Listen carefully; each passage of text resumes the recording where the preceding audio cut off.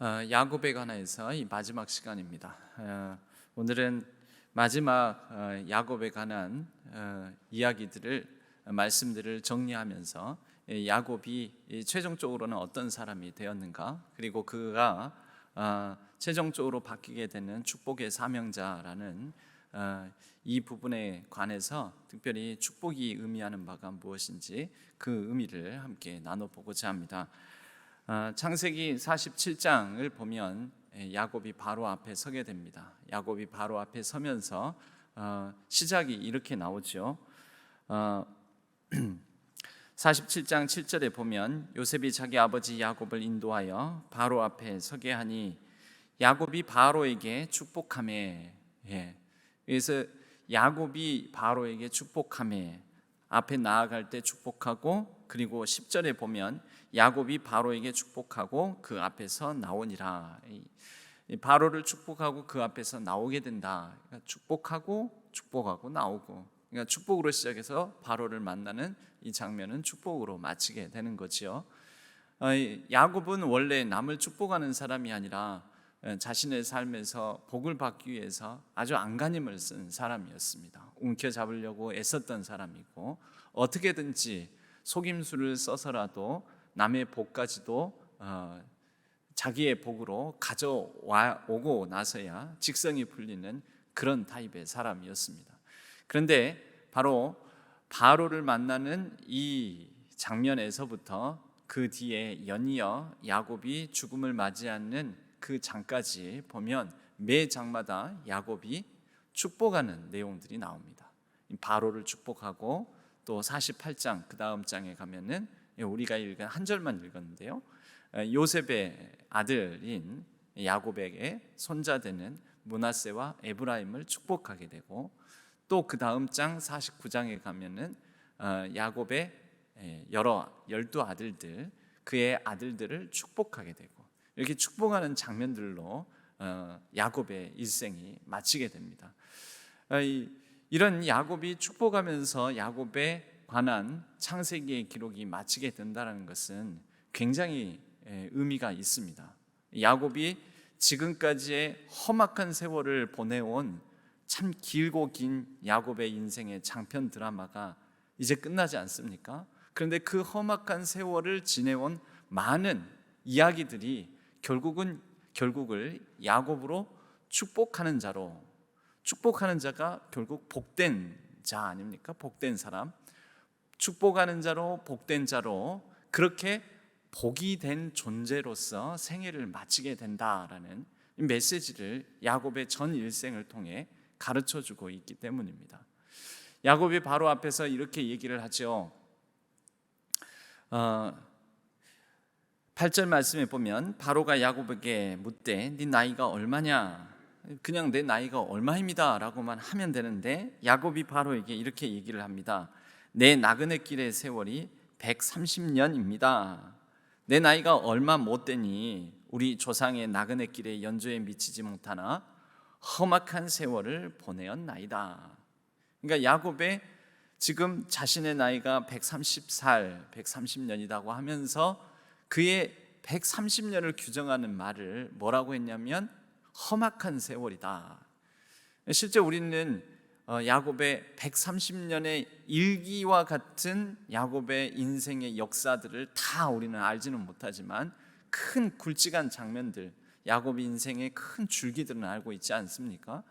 그러고 보면은 참으로 사연이 많은 삶을 살아온 게 야곱의 일생이었습니다.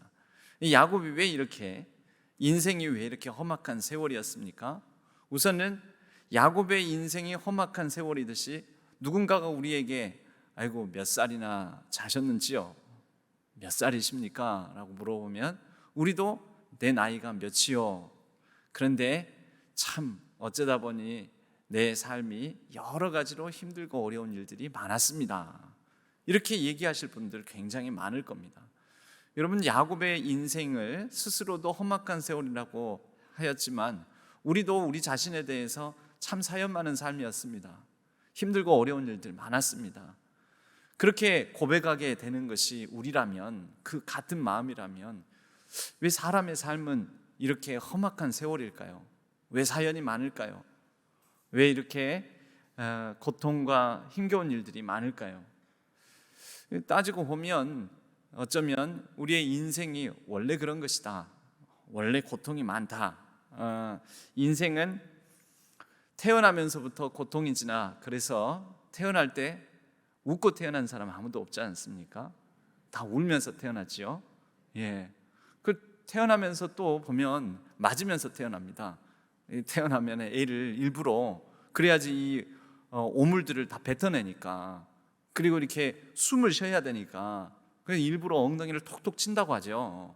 이게 얘기를 받아든 간호사가. 그래서 아이가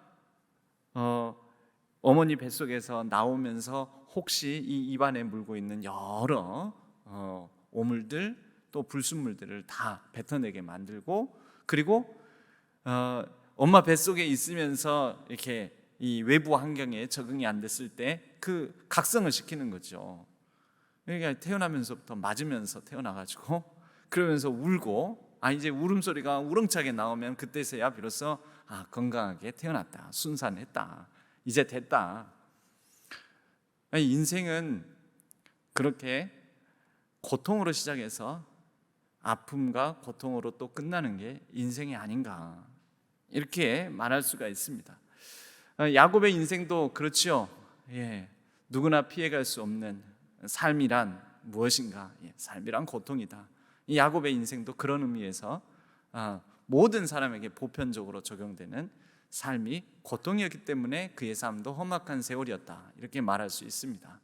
하지만 특별히 야곱의 삶이 또 유독 험악한 세월이 될 수밖에 없었던 것은 그가 굉장히 이중적인 성격의 소유자였기 때문입니다.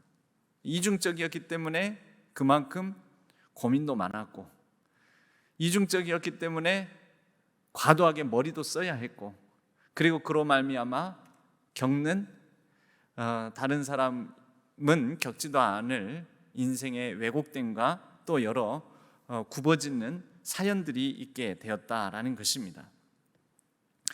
그는 목적을 위해서는 수단 방법을 가리지 않았던 그런 면이 있었고, 그렇기 때문에 그로 인해서 형과 우애 있게 지낼 수도 있었을 텐데 형과 우애 있게 지내지 못하고 그의 인생이 굉장히 굽어지게 되었던 것이죠. 끊임없는 분열된 자아. 사실은 나도 사람들과 더불어서 원만한 관계를 이루며 잘 지내고 싶은데, 형과 가족과 더불어서 행복하게 살고 싶은데, 근데 그런 마음이 한편으로 있으면서도 그런데 내가 행복해지기 위해서는 형의 것을 뺏어야지 내가 행복해지겠어, 또 이런 마음이 있는 거죠. 그러니까 그 욕망이 그의 삶을 힘들게 만들고 험악한 세월 보내게 했다라는 것입니다. 우리도 그렇습니다. 여러분, 우리의 삶이 왜 힘듭니까? 욕심 때문에 힘들죠. 욕망 때문에.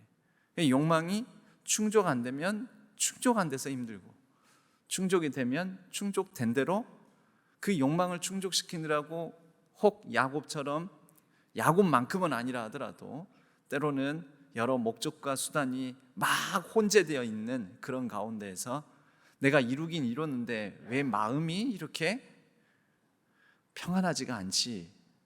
이 과정 중에서 참 누구 마음 많이 아프게 한 것 같은 그런 마음. 인간에게는 그런 불안이 있습니다. 이루고 난 다음에도 불안한 마음, 가지고 난 다음에도 내가 이 과정 중에 참 많은 것들을 희생시켰구나, 가족들을 희생시켰구나, 내 가장 가까이 있는 사람들을 아프게 했구나, 이런 우리의 마음속에 분열된 자아, 하나로 모두어지지 않은 우리의 마음, 불안한 실존에 대한 인식, 이러한 것들이 우리의 삶을 돌아보면 참 험악한 세월을 보냈다, 이렇게 얘기하게 만든다라는 것이죠. 이 본 해퍼 목사님이라는 분이 이런 말씀을 하셨습니다. 그 우리가 잘 한 번씩 불렀던 찬양이요, 선한 능력으로라는 그 찬양의 가사를 쓰신 분이 본 해퍼 목사님이신데, 목사님이 이런 말씀을 하셨죠. 내가 어떤 사람이건 오 하나님, 당신은 나를 아십니다. 나는 당신의 것입니다. 근데 이 말씀을 어떤 맥락에서 했냐면요, 감옥에 갇혀 있는 수인 생활을 하면서도 이 보네포 목사님은 간수들 앞에서도 밝게 환하게 웃는 그런 굉장히 친절하고 신실한 신앙인의 모습을 보였다고 합니다. 그런데 그리고 마지막 죽음의 순간에도 그 교수대에 올라서면서도 조용히 한 30초에서 한 1분간 그걸 지켜본 간수가 그런 이 보네포 목사님을 지켜본 증언을 했거든요. 한 30초에서 1분간 정말 엄숙하고 또 누구도 범접할 수 없을 정도의 경건한 기도를 드리고 난 다음에 담대하게 교수대 위에 올라간 모습이 여러 사형을 집행하면서 이 간수도 내가 지금까지 일생 동안 보아왔던 많은 사형수들 가운데 이와 같은 사람은 보지를 못했다. 그를 감싸고 있는 그 어떤 찬란한 위엄과 경건함과 거룩함의 그 기운들, 그것이 그의 삶에 매우 인상 깊게 남았다라고 이렇게 얘기를 합니다. 그런데 그럴 정도로 굉장히 믿음이 좋은 보네포 목사님도 매일매일 흔들렸다라는 것입니다. 그래서 간수들 앞에서도 친절함과 선함을 보여주고 또 사형대 앞에서도 담대함과 그런 용기를 가졌던 분인데 스스로 혼자 있을 때에는 여러 불안과 엄습하는 두려움들로 말미암아 매우 힘겨운 자기와의 싸움, 사투를 하면서 그 가운데서 이 고백을 했다라는 것입니다. 나도 내 마음을 모르겠다라는 얘기인 거죠. 내 마음을 모르겠다. 나도 저런 욕망과 이런 갈망, 그 엇갈리는 수없이 많은 내 자아 안에 여러 욕심들로 인해서 내 자신을 나도 도무지 갈피를 못 잡겠다. 그리고 갈피를 못 잡는 자기 자신의 심령을 토로하다가 결국은 이렇게 고백한 거죠. 하나님, 나는 나를 모르겠습니다. 나도 내가 왜 이렇게 복잡하고 내가 왜 이렇게 감정에 엇갈리고 헷갈리는 사람인지 모르겠습니다. 그런데 그래서 하나님이 필요합니다.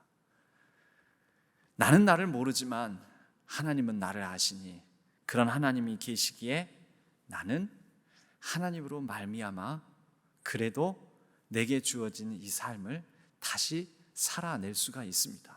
누구의 힘입니까? 내 힘이 아니죠. 하나님의 힘. 그것을 우리가 부르는 찬양의 선한 능력. 하나님이 나를 나보다 더 잘 아신다. 나도 이해가 안 되는 나도 이해가 안 되는 내 인생, 하나님이 나보다 더 잘 아신다. 그래서 그 하나님으로 말미암아 인생은 고달프고 괴롭고 험악한 세월이지만 그러한 세월의 흐름 가운데 살아온 내 삶이지만 나보다 나를 더 잘 아시는 그분으로 인하여 고달픈 인생에서 다시 일어설 수 있는 바로 그것이 하나님을 믿는 사람들의, 그리스도인들의 인생입니다. 사랑하는 우리 신안의 성도님들, 나도 나를 모르고 왜 내 인생이 이러는지 나도 잘 모르겠고 내 인생길에서 내 삶은 왜 이렇게 힘겹고 고통스럽고 아픈지 이런 마음이 들 때 나보다 나를 더 잘 아시는 하나님, 나도 이해 못하는 나의 인생의 여러 고통과 아픔들 나보다 하나님께서 더 잘 아시리라는 그 믿음으로 말미암아 다시 일어서서 우리에게 주어진 삶을 살아갈 수 있는 우리 모든 신안의 성도님들 되시기를 바랍니다. 이 험악한 세월이라고 고백한 야곱은 바로를 축복합니다. 그리고 연이어서 각 장마다 대상을 달리하면서 축복을 합니다. 먼저는 이제 요셉의 두 아들 므낫세와 에브라임을 축복합니다. 근데 므낫세와 에브라임을 축복하는 장면이 굉장히 독특하죠. 므낫세가 분명히 장자고 에브라임이 둘째, 차자인데 보통 오른손의 축복, 장자의 축복은 장자에게는 오른손을 얹고 차자에게는 왼손을 얹어야 되는데 양손으로 얹는다면 그게 순서인데 야곱은 이것을 뒤바꿔서 축복을 하는 것입니다. 예. 그러니까 오른손 앞에 요셉이 일부러 므낫세를 앉혔고 왼손 앞에 에브라임을 앉혀서 그대로 손 올려서 축복하면 되는데 야곱이 손을 엇갈려서 축복을 한다라는 것입니다. 그래서 요셉이 옆에서 지켜보고 아버지 이러시면 안 됩니다. 여기에서 이 장면에서 이러시면 안 되는데요 하면서 야곱의 손을 다시 바로 놓고 여기가 장자입니다. 혹시 헷갈렸을까 봐 그렇게 했는데 야곱이 말하기를 나도 한다. 일부러 그렇게 한다라는 것이죠. 우리가 읽지는 않았지만 창세기 48장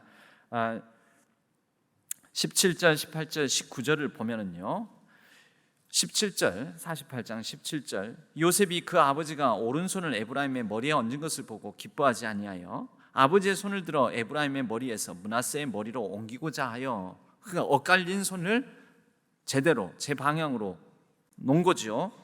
그의 아버지에게 이르되 아버지여 그리 마옵소서 이는 장자이니 오른손을 그의 머리에 얹으소서 하였으나 그러나 어떻게 말했습니까? 19절에 그의 아버지가 허락하지 아니하며 이르되 뭐라고요? 다 안다라는 거예요. 나도 안다. 알고 그런다는 거예요. 일부러 그랬다는 거죠. 나도 안다 내 아들아. 나도 안다. 그도 한 족속이 되며 그도 크게 되려니와 그의 아우가 그보다 큰 자가 되고 그의 자손이 여러 민족을 이루리라 하면서 그대로 축복을 해버렸어요. 엇갈려서. 왜 그랬을까요 여러분? 혹시 둘째 간발의 차이로 둘째로 태어나게 된 그래서 험악한 세월을 살게 만든 그 원인이 되는 내가 장자가 아니니까 차자로서 차자의 축복에 만족할 수 없어. 장자 우리 형 에사의 것을 내가 뺏어야 돼. 이렇게 마음을 먹고 그렇게 행동에 옮김으로 인해서 인생이 꼬였잖아요. 고생 많이 하게 됐잖아요. 수년 수십 년간. 그래서 그런 억하심정이 남아서 차자인 에브라임이 아예 자기와 동질감이 느껴져서 동병상련의 아픔으로 차자에게 야곱이 일부러 장자의 축복을 주었을까요? 혹시 그런 건 아닐까요? 자기가 겪은 아픔이 있었던지라 차자의 마음, 둘째의 마음은 둘째가 알고 또 장자의 부담은 장자들이 이해해 주듯이 자기는 그런데 차자였으니까 차자로서 둘째의 마음을 이해한지라 일부러 억지로 이렇게 손을 바꿔서 축복했을까요? 히브리서에 보면 히브리서 이 11장에 보면 쭉 믿음의 행위들이 나오지 않습니까? 믿음의 행위, 믿음의 기록, 믿음의 역사들, 믿음에 관한 얘기들을 하게 되는데 이 히브리서 11장 21절에 야곱의 이 행동을 이렇게 표현합니다. 야곱은 죽을 때 믿음으로 요셉의 아들들을 하나하나 축복해주고 그 요셉의 아들들은 지금 우리가 읽은 창세기 48장에 므낫세와 에브라임과 므낫세 아닙니까? 하나하나 축복해주고 그것을 뭐라고 표현했냐면 믿음으로 했다라는 것입니다. 그러니까 이게 믿음의 행위라는 거죠. 그러면 우리는 이렇게 물어봐야 되는 거죠. 왜 순서를 바꾼 이것이 믿음의 행동인가? 그런 관점에서 보면 성경에는 이렇게 순서가 바뀌는 일들이 좀 창세기니까 아직 역사가 많이 나가지 않았잖아요. 진도가 우리 이 성경으로 봐도 진도가 이 48장 고작 지금 47장, 48장, 49장이니까 40장, 50장도 아직 안 되지 않습니까? 앞에 40장 남짓밖에 없습니다. 그 몇 장 안에 순서가 바뀐 것들이 많이 있습니다. 여러분 가인과 아벨도 사실은 순서가 바뀌었죠. 누가 형입니까? 가인. 그럼 하나님께서 누구를 더 기뻐하고 누구를 더 받으시고 해야 됩니까? 근데 누구의 제사를 받으셨습니까? 아벨. 바뀌었잖아요. 또 그 뒤에 보면 장자로 따지자면은 이스마엘이 장자 아닙니까? 그렇죠? 이스마엘이 먼저 태어났잖아요. 아브라함의 아들 분명히 맞잖아요. 그런데 이스마엘이 아닌 하나님께서는 이삭을 아브라함의 정통 적자로 삼아서 하나님의 나라의 역사를 이삭을 통해서 이어가십니다. 순서가 바뀌었잖아요. 그리고 야곱과 에서 바뀌었잖아요. 그리고 므낫세와 에브라임. 창세기 이후에도 이런 일들은 많이 나옵니다. 이거는 친형제간은 아니긴 하지만 원래 하나님께서 왕으로 지금 사무엘상 하고 있는데, 사무엘상 매일 성경, 매일 큐티 본문이 사무엘상 아닙니까? 새벽 본문이. 사울을 세웠는데 사울이 아닌 그것도 이세의 아들들 중에서 막내인 다윗을 들어서 하나님께서 이스라엘 왕위를 있게 하시고 유대 왕과의 정통성이 이 다윗을 통해서 세워지게 하지 않습니까? 바꾸시잖아요. 쉽게 말해서 엇갈리게 만드신다는 거죠. 엇갈리게. 나중에 보면 마리아 창가라는 예수님 탄생 앞서서 가브리엘의 이 수태고지 가브리엘이 이제 너가 아들을 낳을 것이다라는 가브리엘 천사의 그 메시지를 듣고 난 다음에 마리아가 하나님의 여종 주의 여종이니 뜻대로 하옵소서 하고, 그러고 난 다음에 마리아가 찬양하는 내용이 나옵니다. 그 찬양하는 내용의 핵심 메시지가 뭐냐? 바로 하나님의 엇갈림의 역사. 하나님께서 강한 자를 낮추시고 약한 자를 들어쓰시고, 부한 자를 낮추시고 가난한 자를 부하게 만드시는 이 역전 엇갈림의 역사에 대한 내용이 마리아 창가의 주 내용입니다. 주 내용. 그러면 여러분 이 정도 되면 성경에서 쭉 맥락상 하나님은 엇갈림의 역사. 우리가 보기에는 우리의 상식으로는 장자는, 그러니까 요셉 그 당시의 문화와 그 배경 속에서 상식적으로 장자를 축복해 줘야죠, 오른손으로. 이런데 하나님은 인간이 가진 상식, 인간이 가진 문화적 배경에서의 우리가 생각하는 바를 따라서 일하시는 분이 아니라 이것을 엇갈리게 일하시는 분이다. 그래서 이 엇갈림의 축복, 하나님께서 므낫세와 에브라임, 당연히 장자는 므낫세니까, 먼저 태어났으니까 장자로서 누려야 될 것을 므낫세가 받아야지. 이건 상식이죠. 상식은 뭐가 아닙니까? 여러분, 상식은 은혜가 아닙니다. 상식은 은혜가 아니고요, 인간이 만든 문화 속에서, 인간이 세운 제도 안에서 인간이 이건 내가 당연히 누려야 될 내 몫이야 라고 말하는 것은 은혜가 아닙니다. 이것을 엇갈리시는 게 하나님의 은혜요, 하나님의 은총이라는 것이죠. 여러분, 에서 입장에서, 므낫세 입장에서 있는 사람은 이러한 장면을 놓고 항변을, 아니 그러면 에서는 억울해서 어떻게 사냐고, 므낫세는 억울해서 어떻게 사냐고. 여러분 한번 따져볼까요? 므낫세가 하나님의 장자의 축복을 못 받는 게 억울한 일입니까? 그럼 다시 한번 물어볼까요? 에서가 먼저 태어나는 게 에서가 잘나서 먼저 태어났습니까? 므낫세가 에브라임보다 조금 더 일찍 태어난 게 므낫세가 잘나서 지가 지 능력으로 태어나고 싶어서 그렇게 태어난 것입니까?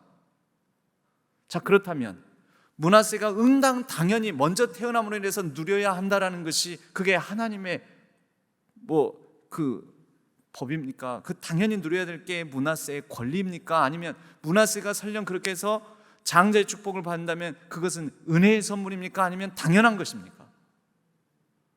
그럼 거꾸로 늦게 태어났다고 해서 장자의 축복을 못 받는다는 것은 그것이 상식입니까? 아니면 늦게 태어났더라도 장자의 축복을 받을 수 있다라는 것이 오히려 하나님의 관점에서 보면은 하나님의 뜻이겠습니까? 여러분, 우리가 한번 잘 생각해 봐야 될 게, 우리가 누리고 있는 것, 이건 내가 받아야 됩니다. 이건 내 권한입니다. 이건 내 권리입니다. 이건 내 몫입니다.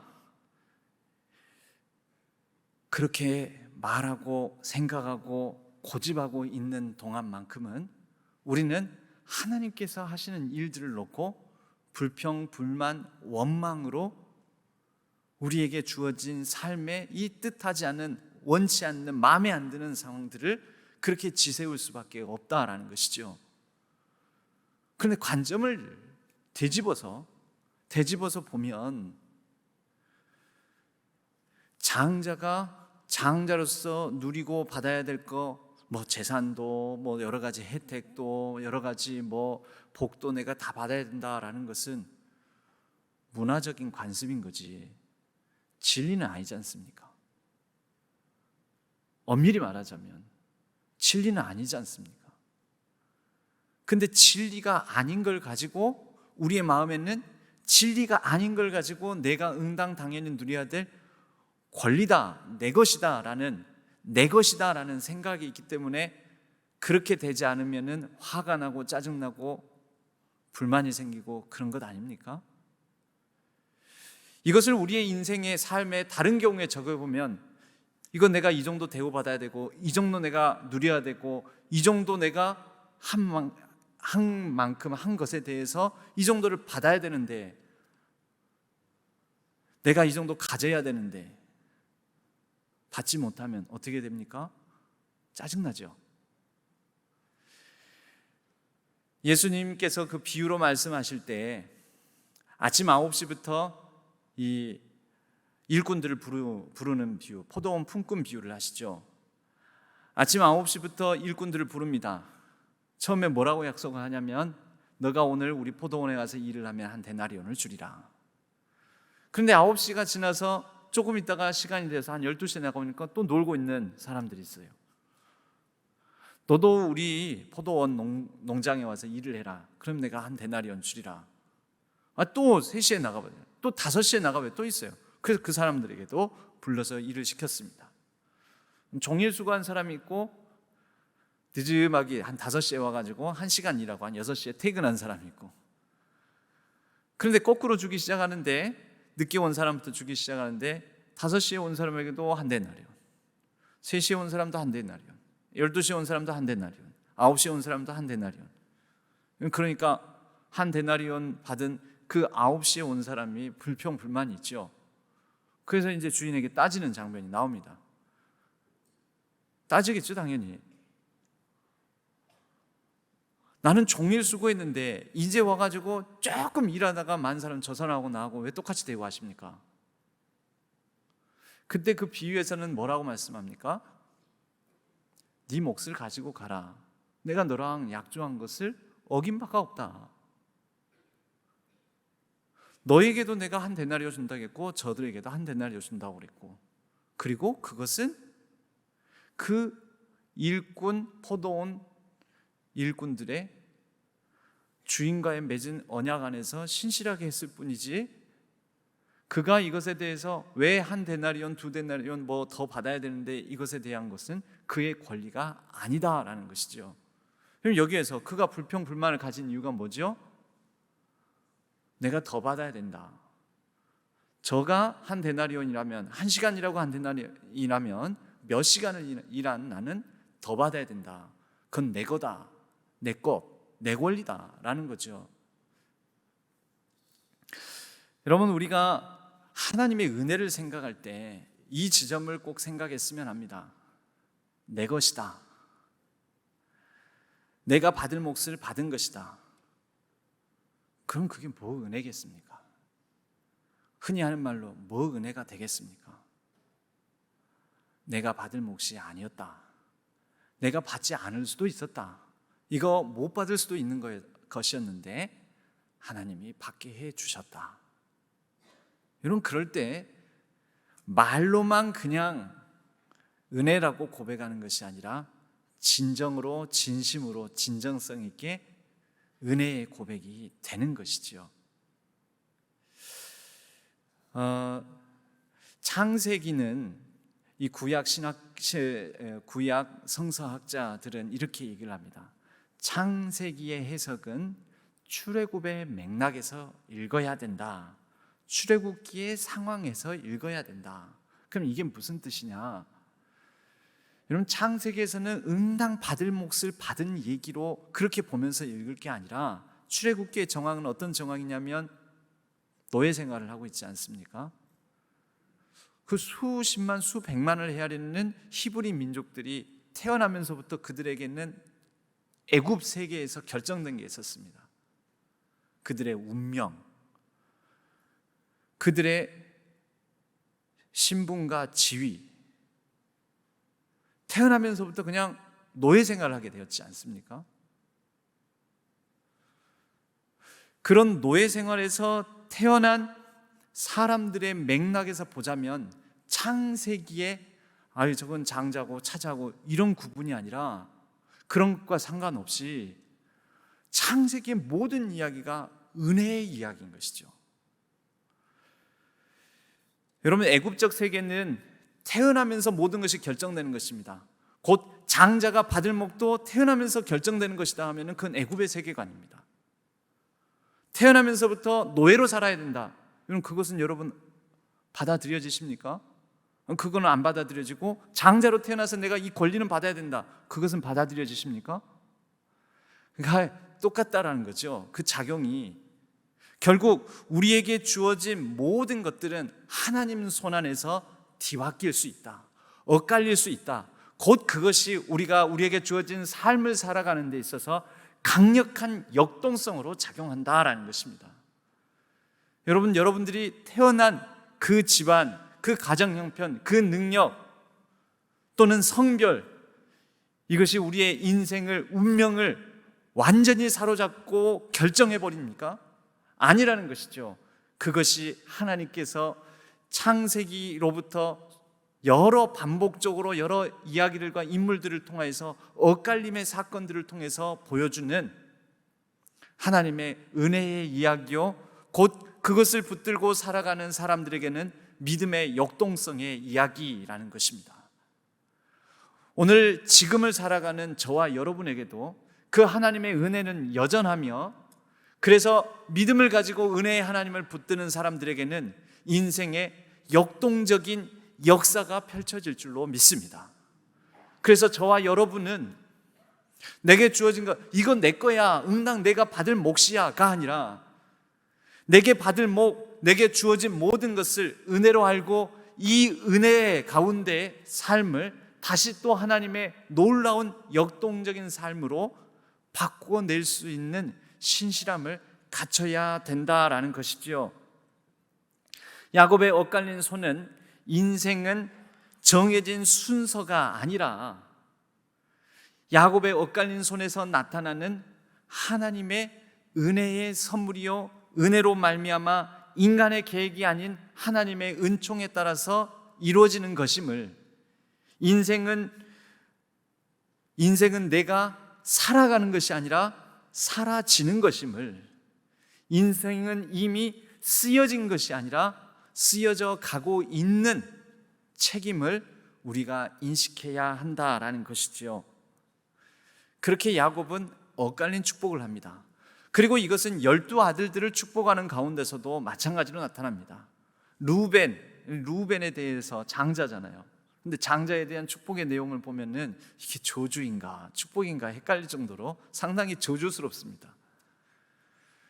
그리고 야곱의 12아들들은 마지막 요셉, 베냐민까지 이르는 이 축복들의 내용은 그 앞선 아들들, 먼저 태어난 아들들이 더 많은 축복을 받고 그 뒤에 태어나는데 더 적은 복을 받는다, 이런 내용이 아닙니다.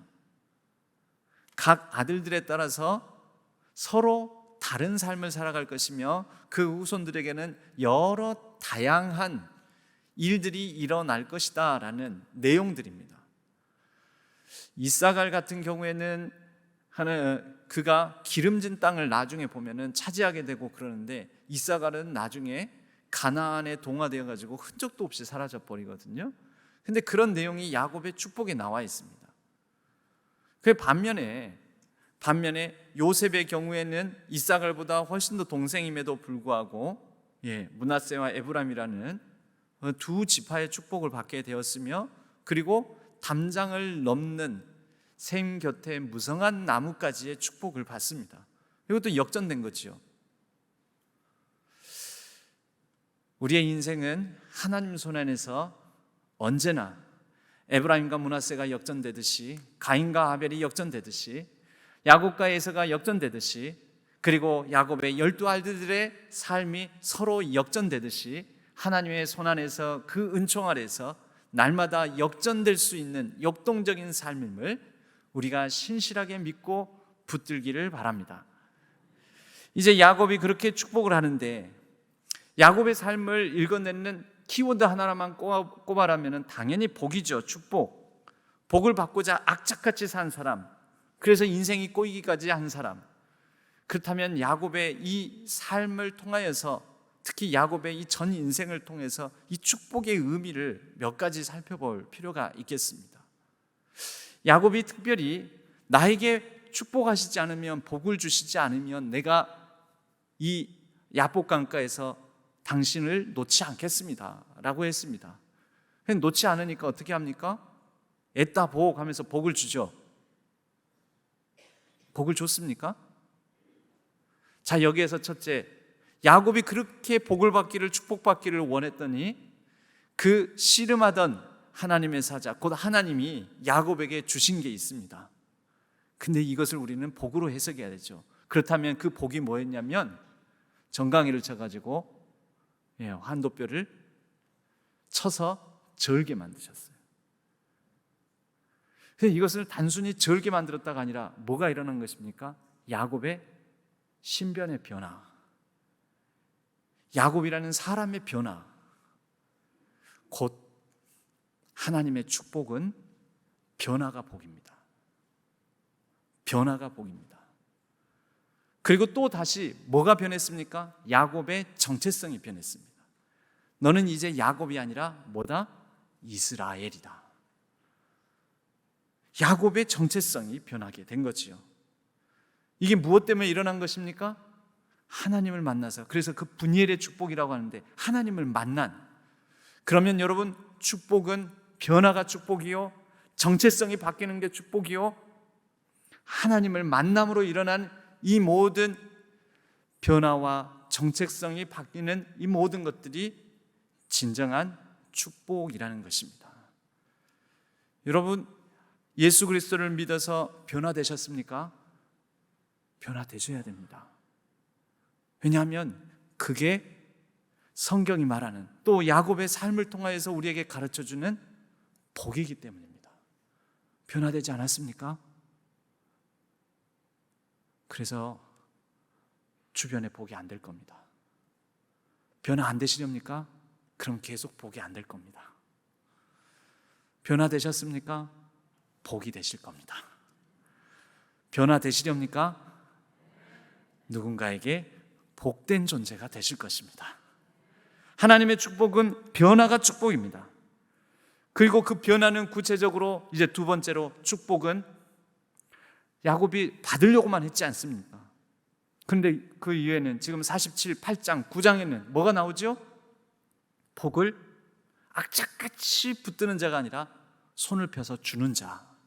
그래서 축복은 받는 것이 아니라 주는 것입니다. 우리의 인생의 변화는, 신앙인의, 그리스도인의 변화는 악착같이 내가 받고 얻고자 하는 그런 강인한 믿음의 사람이 되는 것이 아니라 손을 펴서 부드럽게, 온유하게 나누고 주면서 살아가는 삶으로의 변화가 일어나는, 여러분, 그것이 진짜 하나님의 사람됨의 축복입니다. 예수님께서 마태복음 10장 8절 말씀에 제자들을 파송하시면서 둘이 짝져서 12제자를 파송하시잖아요. 그때 파송하시면서 하신 말씀 중에 이렇게 말씀하셔요. 너희가 거저 받았으니 거저 주라. 주는 자가 제자라는 것이죠. 주는 자가 복되다. 누가복음 14장 13절에서 갚을 것이 없는 자들에게 잔치를 배설하여 그들을 청하여 그들에게 먹이고 베풀라. 그게 뭡니까? 갚을 것이 없는 자들이기에 그러므로 너에게 복이 될 것이다. 근데 갚을 것 있는 자에게 주면 어떻게 된다고요? 그 사람들이 청하여 너에게 도로 갚을 것 아니냐? 그럼 너에게 복된 것이 아니다. 이 예수님께서 하신 말씀이에요.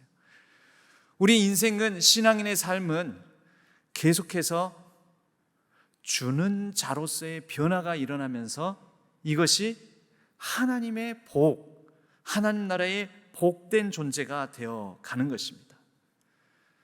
여러분, 이것이 바로 축복하는 자의 바로 축복이 사명이다라는 하나님의 가르침입니다.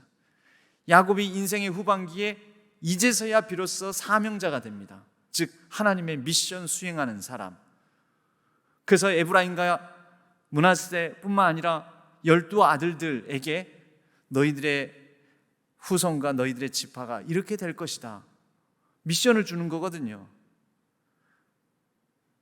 곧 그러한 축복이 야곱이 드디어 지금까지는 나를 위해서 살아온, 복을 악착같이 받고자 하는 기복적 삶이었지만 이제는 하나님께서 너의 삶을, 너의 자손의 삶을 이렇게 이끄실 것이다 하고 12지파를 축복하는 사명자가 되어갑니다. 그럼 만약에 우리의 복의 방향이 나라면 기복이고요, 하나님을 추구하는 거라면, 나 중심이라면 기복이고요, 나뿐만 아니라 모두가 함께 더불어 방향성을 가지면 축복입니다. 하나님을 추구하면 축복이요, 그러나 물질만을 추구하면 기복이 됩니다. 여러분, 복은 잘 되는 것 아닙니까? 근데 그 잘됨이, 영혼과 우리의 영육이 다 잘됨이, 방향성이 하나님이 아닌 나만 잘되고 다른 사람 다 소용없고 나만 복받고, 나만 복받기 위해서 하나님도 오직 내가 물질적인 어떤 이런 복을 얻기 위한 도구로 전락하게 된다면 하나님은 우상이 되어버리며 그 사람의 신앙은 기복신앙이 되어버리는 것이지요. 하나님께서 아브라함을 부르셨습니다. 갈대아 우르에서 부르실 때 아브라함을 부르신 이유가 뭡니까? 너는 복이 될지라. 그를 복 삼으려고, 즉 하나님께서 사람을 부르시는, 즉 소명은 복입니다. 그리고 그것은 곧 우리의 사명이 됩니다. 부르심 받아서 우리가 하나님의 복이 되는, 복이 되어가는 귀하고 복된 우리 모든 신한 성도님들의 삶이 되기를 바랍니다. 이 마지막으로 축복에 대한 말씀, 이 야곱을 보면서 우리가 마지막으로 정리해야 될 축복에 대한 메시지는요, 축복하는 자로의 변화, 즉 축복의 사명자가 되는 데에는 오래 걸린다라는 것입니다. 야곱이 몇 년 걸렸습니까? 야곱이 누군가를 축복하는 장면, 130년 험악한 세월 보내고 나서, 그러니까 축복하는 자로의 변화는 얼마 걸렸습니까? 야곱을 놓고 보면 130년. 여러분은 얼마나 걸릴까요? 저는 얼마나 걸릴까요? 우리 인생 전체. 실제 그렇습니다. 아브라함 복이 될지라 그랬는데 아브라함이 진정 복이 되는데 한참 걸렸습니다. 모세 40년 이집트 왕자의 생활, 40년 미디안 광야의 생활, 그리고 후반부 40년쯤에 이르러서야 그가 축복의 사명자가 되지요. 노예 생활하는 히브리인들에게 복이 되지요. 그러기까지 모세의 전체 인생의 3분의 2가 걸렸습니다.